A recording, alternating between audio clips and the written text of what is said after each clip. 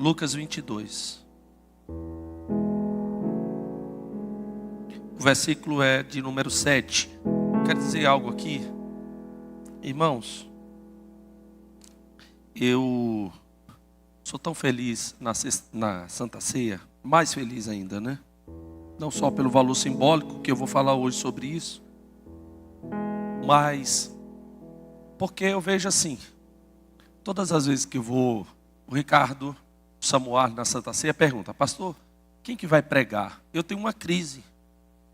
Toda vez eu lembro de alguém que pode oferecer uma palavra de muita edificação nessa igreja. Toda vez. Eu gosto de pregar de manhã. Já coloquei isso para o pessoal. Porque à noite, como o meu dia é cheio, eu saindo daqui, eu vou para um outro lugar, depois eu tenho uma reunião, e aí eu fico a tarde todinha nessa reunião. A maioria das vezes eu venho com o mesmo terno, com a mesma roupa de que eu participei de manhã.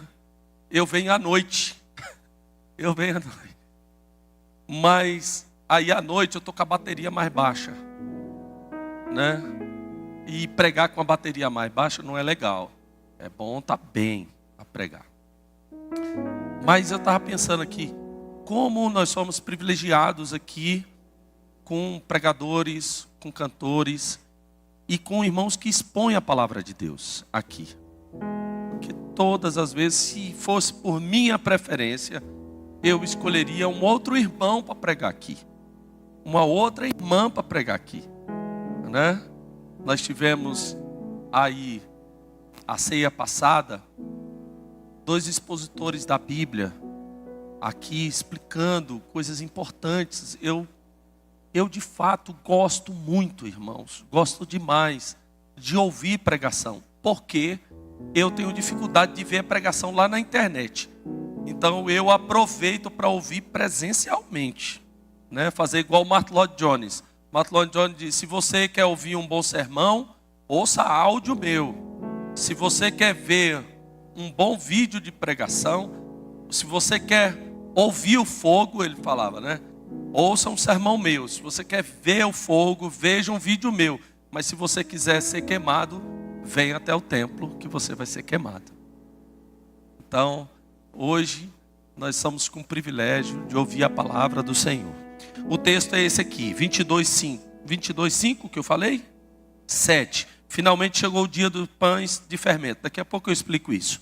No qual deveria ser sacrificado o cordeiro pascual. Jesus enviou Pedro e João, dizendo: vão preparar a refeição da Páscoa. Onde queres que preparemos? Perguntaram ele. Ele respondeu: ao entrar na cidade vocês encontrarão um homem carregando um pote de água. Sigam-no até a casa que eles entram e diga ao dono da casa: o mestre pergunta, onde está esse salão de hóspede, o qual poderei comer a Páscoa com os meus discípulos? Eles lhes mostrarão uma ampla sala no andar superior, toda mobiliada. Faça ali os preparativos. Eles saíram e encontraram tudo o que Jesus tinha dito. Então prepararam a Páscoa. Quando chegou a hora, Jesus e seus discípulos reclinaram à mesa e lhe disseram: desejei ansiosamente comer a Páscoa com vocês antes de sofrer.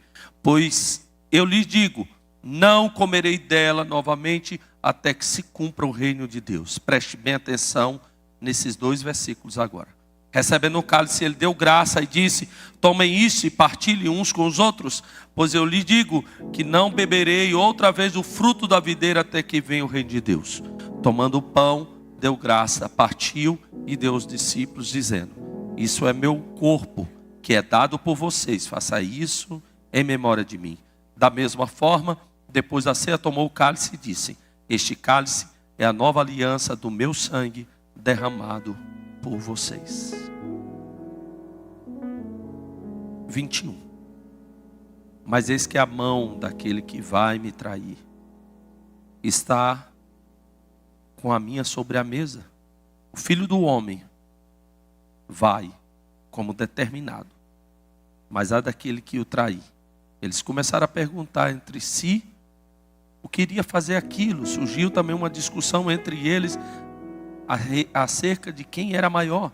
Jesus respondeu: os reinos das nações dominam sobre elas, Os que exercem autoridade sobre elas são chamados benfeitores, mas vocês não serão assim.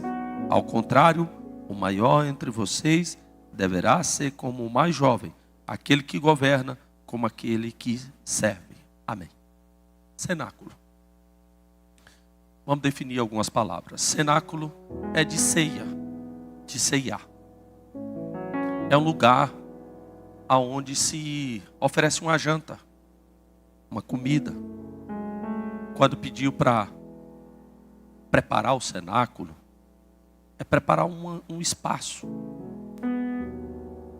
para uma acomodação de 13 homens. E lá, essa sala de jantar, nesse cenáculo, normalmente ficava de fato as casas que possuíam o segundo andar na parte superior. Segundo conceito, Páscoa. Páscoa remete à passagem, à libertação do povo lá no Egito. A saída do Egito de um tempo prolongado de escravidão para o deserto e do deserto para a casa prometida. A Páscoa é isso. O jantar naquele cenáculo era cheio de simbolismo. Tudo tinha um simbolismo. Vocês sabem aqui que eu já fiz uma série para dizer para você como que era a ceia, como que era. Mas o simbolismo ficou faltando. Isso daqui é o complemento. É para dizer o que simbolizava cada coisa. Não posso dizer que eu vou dizer tudo aqui, mas parte eu vou dizer para você. O que simbolizava aquilo lá. O jantar é um jantar simbólico. O Brasil não tem jantar simbólico, me perdoe. Não existe. Ah, pastor, Natal agora, dia 24, é um jantar simbólico. Com o quê? Com peru de Natal? Verdade. Natal, o peru de Natal simboliza o quê? Bacalhau? Bacalhau? O que o bacalhau simboliza? Nós não temos no Brasil um jantar que é um jantar simbólico. Não temos. Por mais que você queira pensar, mas eu sento à mesa, lembrando do nascimento de Jesus, que é maravilhoso, irmãos, não tenho nada, nenhuma objeção, muito pelo contrário, eu fico empolgado. Quando chega dia 23, eu já vou perguntando para a Andressa o que tem para comer. Eu já pergunto para ela, o que tem para comer, o que você vai fazer, tal. Eu fico todo empolgado, quero convidar inclusive irmãos da igreja, que eu vejo que não tem família. Eu fico pensando, quem eu vou convidar? E a Andressa vai dizendo, não é para convidar, fica aqui, tal, né? Aqui, já está de família, moço, coloca na cabeça, é de família. Andressa, mas eu queria, esse irmão só está aqui, tal. E aí, a gente vai reunindo pessoas ali. Esse jantar de Páscoa, em um cenáculo, normalmente segundo andar, que era simbólico, era passado de uma receita de família. A avó passa para a mãe passa para a filha passa para o neto, assim vai. Era passado como fazer. Como fazer? As irmãs aqui que sabem cozinhar bem, passa essas receitas, estou falando, essas receitas maravilhosas que a senhora sabe. O doce, principalmente o doce. Aquele doce de mamão, tá ouvindo, Edson? Aquele doce de mamão verde. De manga, perdão. Aquele doce de manga verde. Nós não temos essa tradição. Muitas vezes a receita morre com a vozinha que não quer passar. É minha. Só eu sei fazer isso. Minha mãe tem uma receita. Deve estar assistindo minha mãe aqui.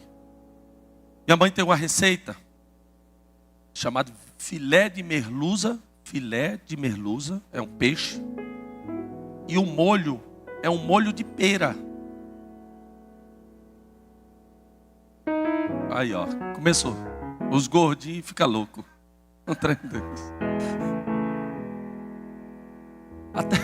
Até hoje ninguém sabe como é que faz esse troço. Tem que passar essa receita. Era mais ou menos isso.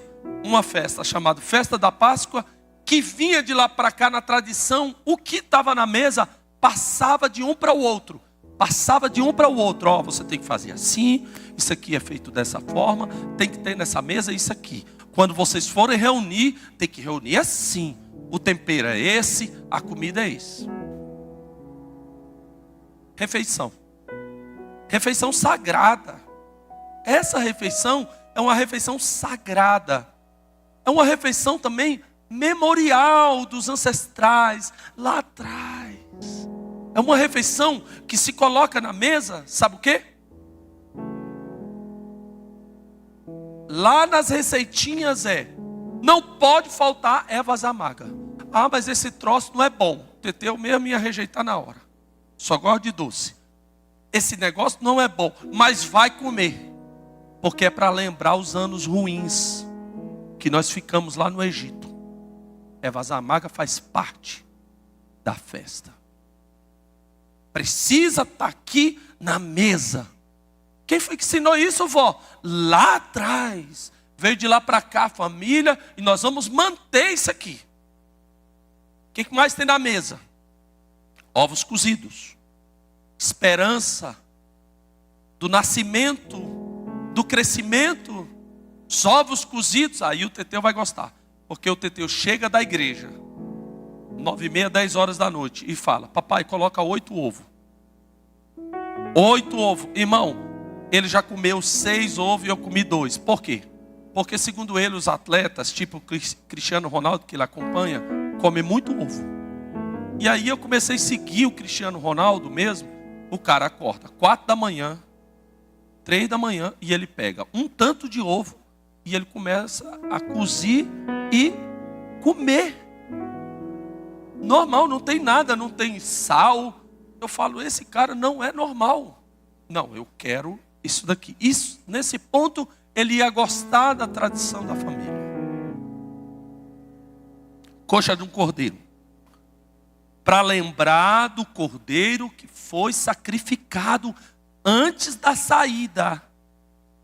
Um dia anterior, um cordeiro foi sacrificado. Precisava estar ali. Agora, 2 elementos que eu quero muita atenção de você. O primeiro é o pão sem fermento. Todo mundo aqui já comeu aquelas... Vou fazer um merchandising aqui gratuito. Aquele biscoito chamado creme cracker. Pão sem fermento é aquilo. É um biscoito creme cracker. Esfarela. Pastor, e o que significa? O óbvio. Olha, significa o óbvio. Vocês não vão ter tempo para fermentar esse pão. Tem que sair rápido. Se for colocar para fermentar, vai demorar. O anjo da morte vai passar e vai matar. Esse pão é sem fermento mesmo. Pega ele, já coloca no forno, sem o fermento, que vai curar. Vai ficar muito tempo. Ah, entendi. Então o pão sem fermento vamos sair rápido. O que eu vou comer é um pão que não deu tempo.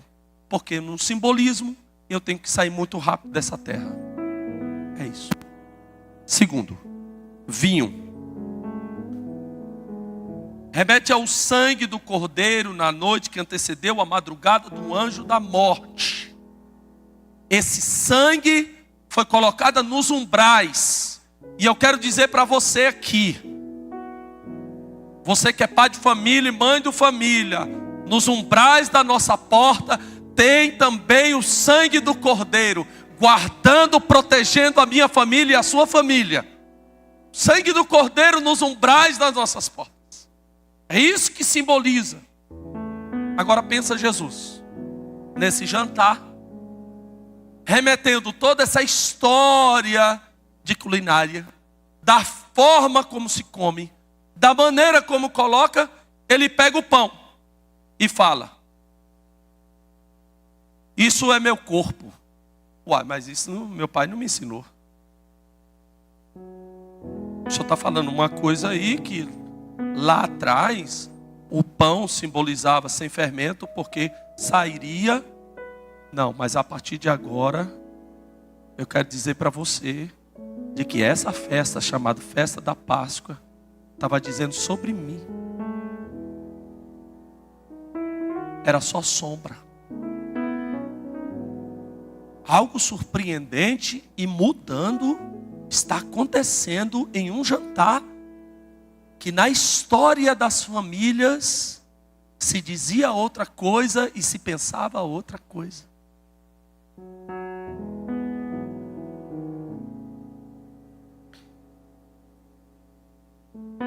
Isso daqui é o meu sangue que é derramado por vocês.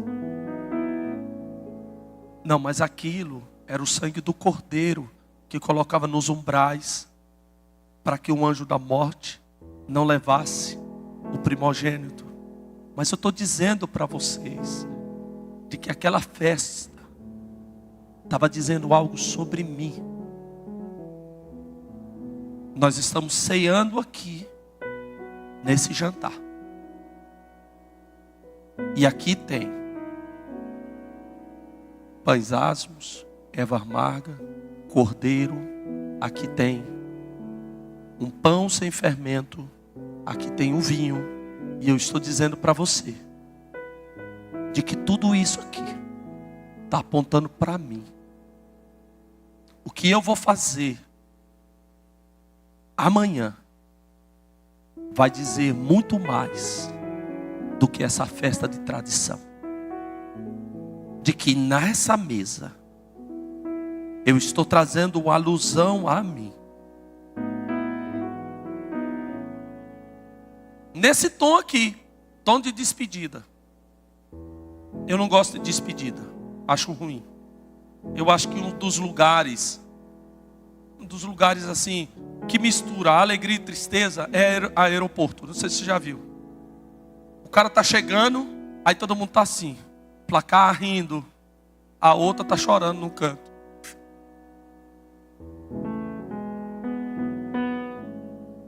O tom de despedida é muito ruim. Essa ceia cheia de simbolismo, que geralmente chama as famílias para celebrar com alegria aquilo que volta, agora está tendo um tom de despedida, de saída, de que eu não vou estar aqui. A presença física vai embora. Como é que cura quando alguém está doente? Como é que cura quando alguém está triste? Como é que cura alguém que está no aeroporto e está lá no canto chorando? Como é que cura, irmãos? Transbordando em amor. É ou não é? Abraçando, não é isso? Você vai viajar agora mesmo, uma quinta-feira. A mãe está liberando a filha para ir para os Estados Unidos. E a guria tem lá no máximo 16 anos. A menina está indo. Aí toda hora a menina vem e abraça. Toda hora beija a mãe. Toda hora os vídeos é isso. Retratando a menina transbordando em amor. Então Jesus também, no meio desse jantar, ele vai transbordar em amor. Como é que no evangelho transborda em amor? Se rebaixando. É assim. No evangelho, a gente não transborda em amor, se opondo, falando. Quando ele disse que ia embora, que falou que o pão e o vinho era simbolismo dele, e que todo mundo estava triste, ele falou: agora está na hora de eu me rebaixar. Pedro e João, cadê a toalha? Cadê a água? E cadê a bacia? É bonito isso, né, irmãos? Não é bonito não, irmão. É uma atitude de escravo. A gente hoje acha lindo, porque a gente faz isso. De vez em quando nós pegamos uma toalha, coisa, e vem lá, vai no irmão. Mas é legal pegar o pé do Ricardo, limpinho aqui, ó. tira o sapato dele, ali no pé do Ricardo. Olha lá. Ou anda de carro, ou anda de Uber, ou anda de tênis, ou anda de sapato. Eu quero ver é você lavar o pé de João. Você sabe como é que é o pé de João? O pé de Judas? Areia da Palestina, sujo, não tem Uber lá não, irmão. Não tem carro para você vir para a igreja. Aqui é uma beleza, aqui é uma beleza. Pega os pezinhos, ó, tudo limpinho, joga uma água, suja nada, passa a mão. Agora, alguém como Jesus, falando, vou transbordar em amor, vou deixar esse pé limpinho. Pega a água lá, aquele pé sujo, e vai lavando. Vai lavando aquele pé. Esse é o ministério. Jesus disse: vocês querem continuar o meu ministério? Se rebaixe. Vocês querem continuar o meu ministério? Chama ministério de toalha e bacia e de lava-pés. Nós queremos muito ter razão para algumas coisas. Nós queremos muito mostrar de que temos autoridade. Mas essa é a nobreza do Evangelho. A nobreza do Evangelho é se rebaixar para transbordar em amor. Se rebaixou em várias situações. Jesus é a prova do amor de verdade. E ele pergunta para nós: você está disposto a continuar esse ministério? Se vocês entenderem o que eu estou fazendo, se eu sou mestre e faço isso, ele diz: façam também a mesma coisa. Se rebaixe. A mesma coisa. Faça a mesma coisa. O maior. O maior. No meio de uma discussão de quem seria maior. Eu não vou falar aqui, mas as posições da mesa, só de um sentar do lado de Jesus, o outro ficar aqui, já teve confusão de quem sentou do lado. Quem sentou do lado de cá, quem tem mais, quem está conversando mais com ele, quem está perto, já gerou uma discussão na mesa. Entendeu? O tanto que a gente é doente, irmão. Nós é tão doente que a gente fica imaginando o cara que chegou mais cedo ou que veio, a gente já acha que são posição ou que a gente dá mais importância para um ou dá mais importância para outro. É mais ou menos isso, no meio da mesa. De um Jesus que está se entregando na morte e a gente está discutindo quem é maior ou quem é menor. E aí ele faz isso daí, de se rebaixar completamente, diminuir, de pegar. Aí ele vai fazer um ato com Pedro. E a gente, se tem duas pessoas que a gente se parece, é com Pedro e com Judas. Os outros a gente não se parece não. Mas Pedro e Judas a gente é parecidinho. Primeiro é Pedro. Um cara que não quer que lave o pé dele porque está sujo. Aí Jesus fala aquela palavrinha. Não tem jeito. Eu estou falando para você que isso aqui não diz respeito à sujeira no pé. Eu estou falando que você tem pecado, de que esse pecado gera consequência. Eu preciso lavar isso na sua vida. Você se afastou de Deus, você vai se afastar de Deus, e eu quero lavar seu pé, porque eu estou dizendo para você que eu sou o único que posso lavar esse pé. E não tenho nojo do seu pecado e da sua sujeira.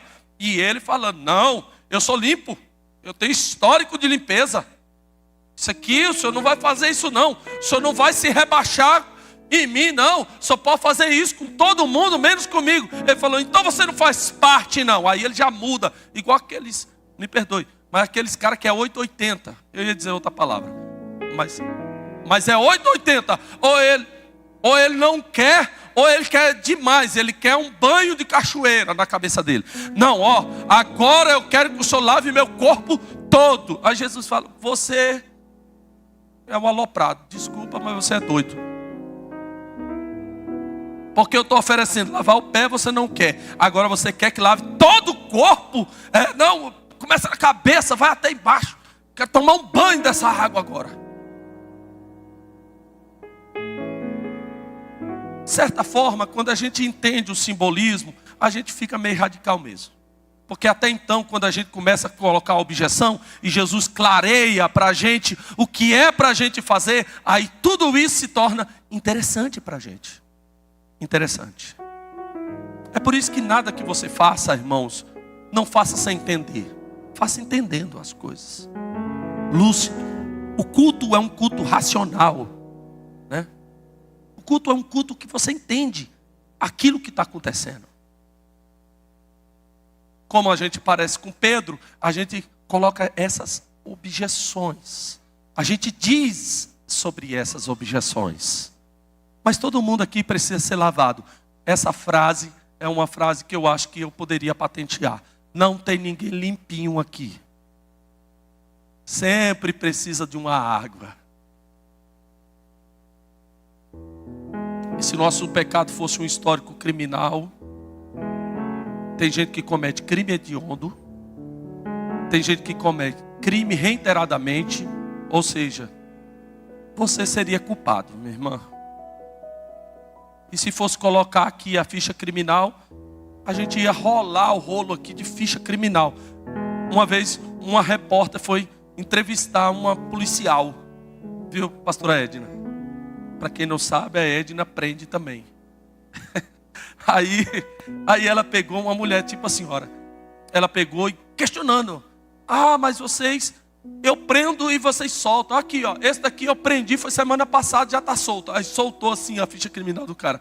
Foi rolando assim, ó. É nós, é a gente, é eu, é você.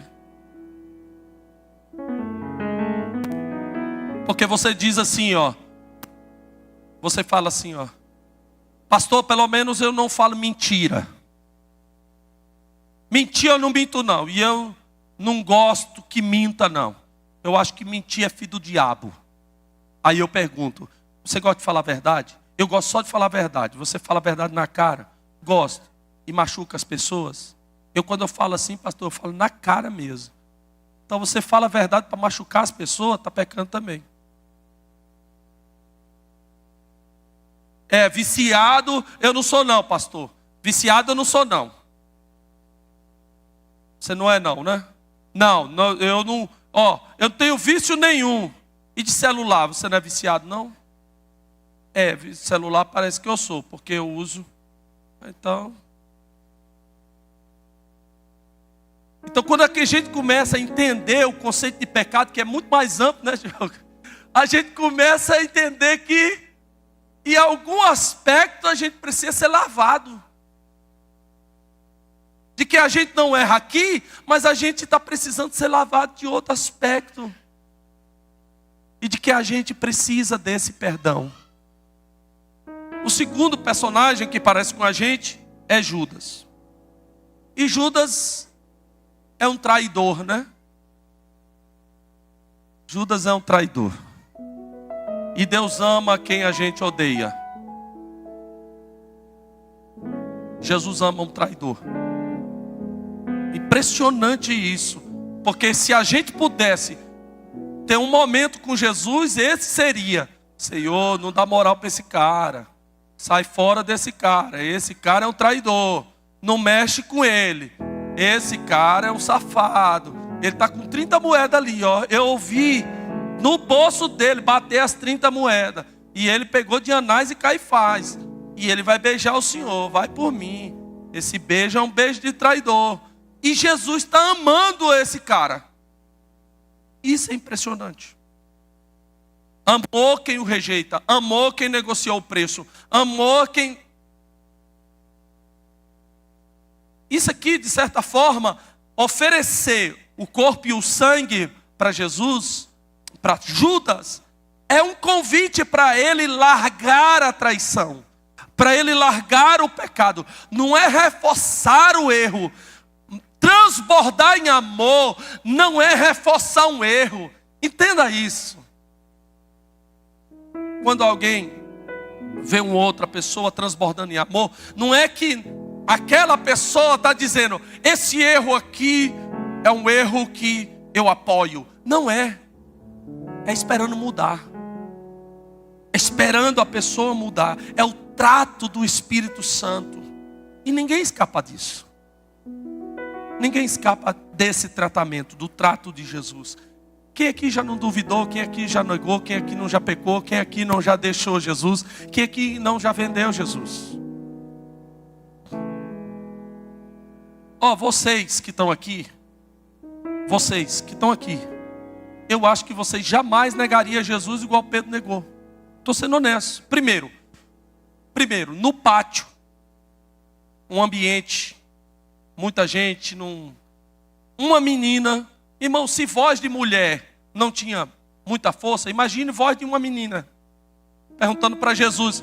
Olha a pergunta que ela faz para Jesus: você se parece com aquele homem, eu acho que eu vi você com ele. Ele deveria ficar orgulhoso, né? De dizer: pior que eu estou parecido com Jesus. Isso é muito bom, seria um elogio da parte dela. Ele se sentiu constrangido porque parece com Jesus. Que coisa! Se eu fosse eu e você, eu acho que você teria mais, emocionalmente mais forte para não negar Jesus. Mas a gente nega por causa de bobeira mesmo. A gente nega, a gente trai por causa dessa coisa que vai tomando a gente e vai colocando esses pecados, irmãos, que vai arrancando a gente de quem somos nós. Essa menina, esses dinheiros, é um reflexo daquilo que vai inebriando a nossa mente, os nossos olhos, e a gente vai negando Jesus. Jesus oferece pão para Pedro e Jesus oferece pão para Judas. Ele continua oferecendo pão para quem nega e para quem trai. Judas não aceitou. Aí é um ponto que só cabe a você. Um dos textos mais tenebrosos da Bíblia é colocando Judas, e Judas saiu na noite, tipo assim, na escuridão. Ninguém trata isso como um simbolismo espiritual, mas aqui há um simbolismo espiritual. É tipo assim: por mais que transborde amor nesse homem, esse homem tem um coração tão duro, tão mau, ele é tão que ele não aceita e transbordar em amor, de lavar pé, de entregar pão, de colocar vinho, não tem cura para esse cara. É mais ou menos isso. Porque tem pessoas que aceitam o tratamento e tem pessoas que não aceitam o tratamento. A obra nossa, bebeu da escuridão, a obra nossa é trazer luz. E eu encerro falando do caminho de volta. Porque lá na Páscoa do Egito, todo mundo comeu aquela refeição familiar. E levantou-se e falou: vamos pegar o caminho de volta para a nossa casa. E é isso que Jesus estava dizendo naquela mesa. Jesus estava dizendo: você sabe aquele caminho que vocês andaram no deserto? Aquele caminho eu sou também.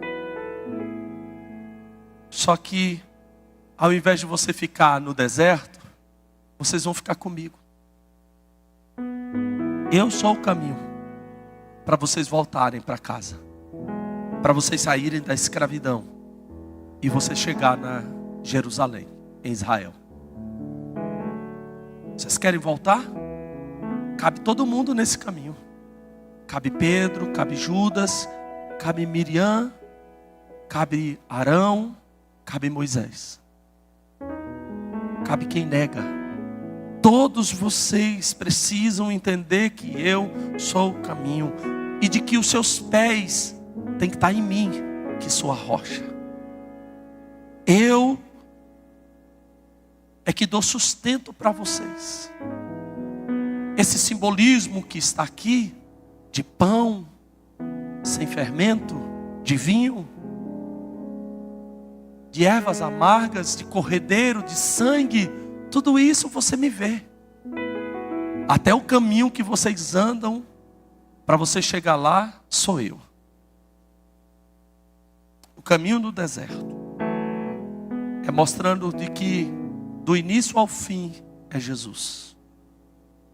Ele ama no começo, Ele ama no meio e Ele ama no final. Fique em pé.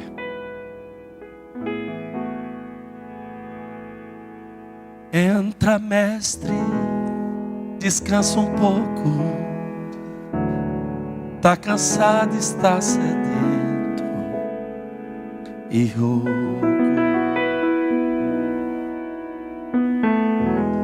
Entra, mestre, a casa é sua. Já fechei porta e janela. Podia colocar aqui, ó, a rua. Alguém como eu, aí, ó, deixou me falando só. Vai tentando, dormiu tão pesado, fazia dó. Como será, mestre, esse sonho teu?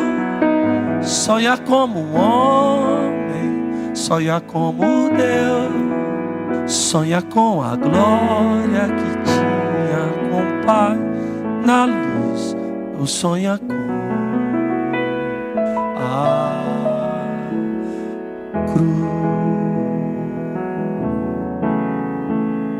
Perdoa, mestre, mas já é hora. Uma multidão te espera lá fora. Está decidido, não te detenho. Vai curando até chegar ao leito. Partiu, fica a paz em mim. Fica a sala com cheiro de jasmim. Vai verter a vida do corpo seu, pra levar a culpa de alguém como eu, pra lavar o sujo do meu próprio eu, levar-me por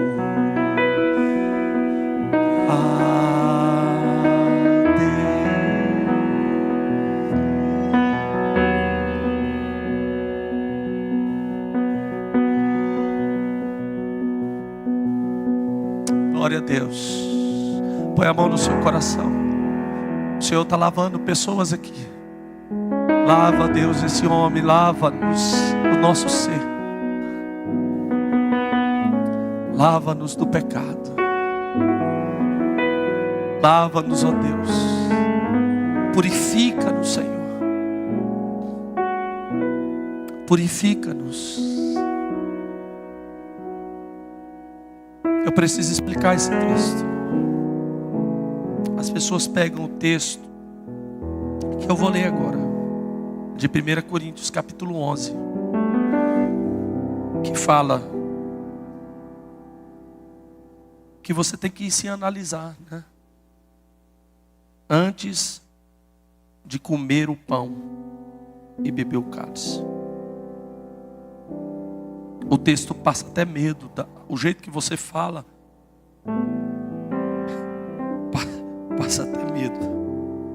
É o 28, examine-se a cada um a si mesmo, então coma desse pão e beba desse cálice. Examine-se, arrependa-se. É esse momento que nós estamos aqui. E depois que você examina, você não deixa de comer o pão. É uma ordem. Coloca aqui 11:28 de 1 Coríntios. Depois que você se arrepende, então a ordem é: coma desse pão. Examine-se a si mesmo.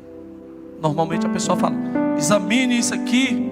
E aí, se você pecou, você errou, né? Então, senta, tá?